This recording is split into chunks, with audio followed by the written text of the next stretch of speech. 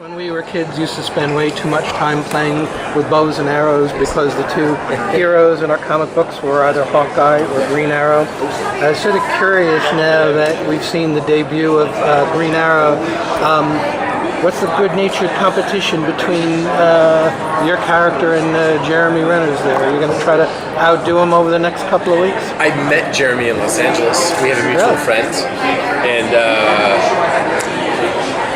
I mean, if anyone wants to set up a live archery competition on television, fully in. Ooh. I'm good.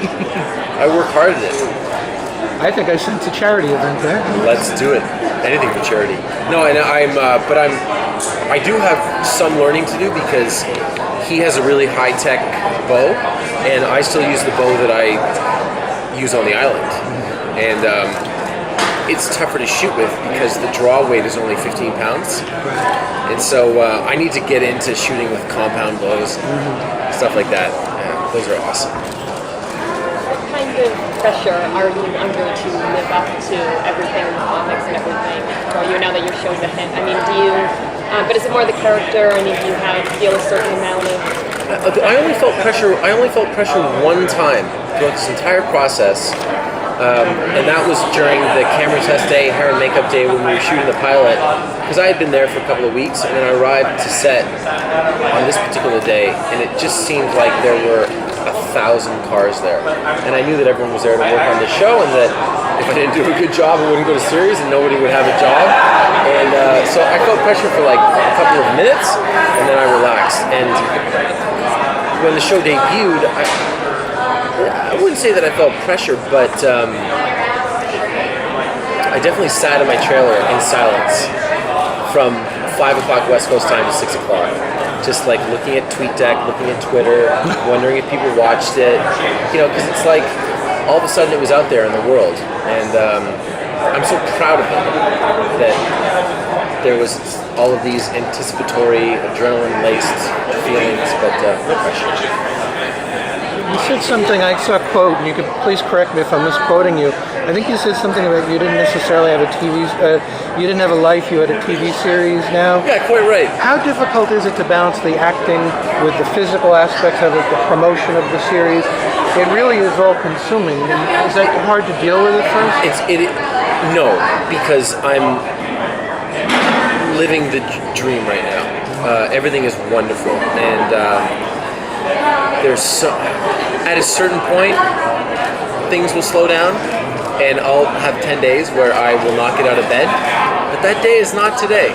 When I screen tested for this, I walked into Peter Roth's office, and he said he's the president of Warner Brothers Television, and he knew that I was Canadian. So he goes, he sort of made a Canadian joke. He goes, "Hey, so what's going on there?" And I said, "Mr. Roth, not Canadian today, and there will be a moment where I'm tired, but it is not now." Obviously, you're stepping into a role of an iconic comic book character. Could you talk about a little bit about your prep and what kind of research you did? I'm also interested if you had any feelings about, because Smallville had a well-established Green Arrow character, and Justin Hartley, if there was any kind of worries there or fallout in taking over that role from him. So I'd never seen Smallville, so I didn't know, and I wasn't worried about comparisons because the show is so different. I didn't know anything about the Green Arrow character prior to auditioning for the role. I thought that the pilot was very sort of all-encompassing. I trusted Mark Guggenheim and Andrew Kreisberg and Greg Berlanti and David Nutter and Jeff Johns and all the people that were involved in the project. After we shot the pilot, I educated myself and read a bunch. I read Year One, I read all of Mike Grell's stuff. But getting back to what you said, I work every day, and I'm in every scene, and there is no opportunity to think on the macro scale. It's all just what is in front of me right now. And we're not taking a show, we're not leaning on the comics and then filling in the story and the characters. We're dealing with the characters and building out from that.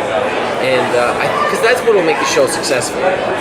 If you if you don't care about what Oliver's going through, then the fight scenes and the action sequences aren't going to mean anything. Justin's a good guy too. We're friends. He's up in Vancouver shooting Emily Owens. I really enjoyed the implication of the show that Oliver's not entirely there, right? He's definitely a vigilante, but he's kind of a little bit unhinged. I was wondering, how do you get in that mindset of a guy who is, kind of hell-bent on justice, but may kind of be a little on the train side at this point? I use how tired I am with the schedule. It's actually really helpful. I mean. Oliver in the pilot is very, I've seen reviews, he's sort of steely and he's sort of brooding and he's very centered.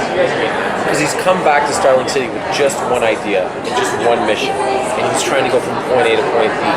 What he didn't consider when he was on the island was, well, how is that going to affect his relationship with his sister and his mother?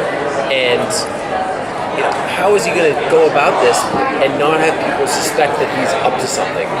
So what we see in subsequent episodes is he becomes a little bit unhinged. He becomes angry. There are moments where he's happy, and that's fun for me. And there's romance, of course, forthcoming. Cool. I'm a huge Doctor Who fan, so I'm very excited about John Barrowman, and I've seen him live, and he seems hysterical. How much have you interacted with him? Like, how many scenes do you have with him? Is he... Definitely more than one. Yeah, just more than one? John is... I consider John to be a mentor at this point. He's had really interesting advice because he's been a part of this world. Yeah. He sent me well wishes for New York Comic Con on Twitter, which is very nice of him. Yeah. He's a really interesting guy, and it's such a coup for us to have him on our show. I wish I could talk about what he played, but I can't. It's just us. Yeah, we won't tell you Don't tell anyone. Alright, so listen to video cameras. We have time for one more question if you guys want to make a quick one. What kind of physical training are you doing? I mean, is it still ongoing? It's still ongoing. I like to get a little bit of a lead up for shirtless scenes. I like them to let me know a couple of days. By the way, it's cool that you photoshopped my body on your head. My more about that. I showed up in LA on Saturday, and this past Saturday, what is today? Sunday? 2 Saturdays ago, and my buddies had done a cake for me, like a congratulatory cake, and they had done my head, but made Arrow super fat. It's really fun. But no, I train when I can, and it's mainly I go to the gym and I do everything that I would normally do, except I wear a super heavy weight vest. Do you really? Yeah. Is that you doing the stunts, the ladder climb, and flipping and jumping and stuff? That's all you? Almost always me. That's awesome. And the salmon ladder, definitely. Thank you, guys.